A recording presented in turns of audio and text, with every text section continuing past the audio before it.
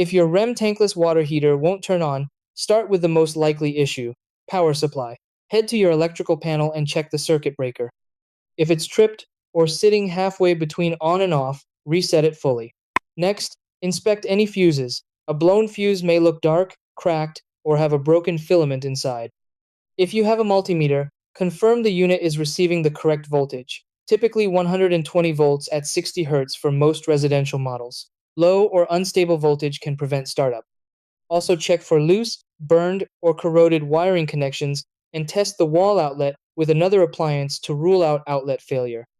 If the display shows error code 00, that usually confirms a power supply issue. If electrical checks look good, move to advanced causes. For gas units, make sure the gas valve is fully open and your propane tank isn't empty. A surprisingly common issue is low fuel. If the unit is stuck in maintenance mode, hold the up and down arrows together, then press power to exit. Overload can also prevent startup if multiple hot water fixtures are running.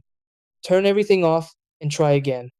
To perform a full reset, switch off the breaker for 10 seconds, then restore power. This clears temporary faults. Also, inspect and clean the cold water inlet filter. Restricted water flow can stop ignition.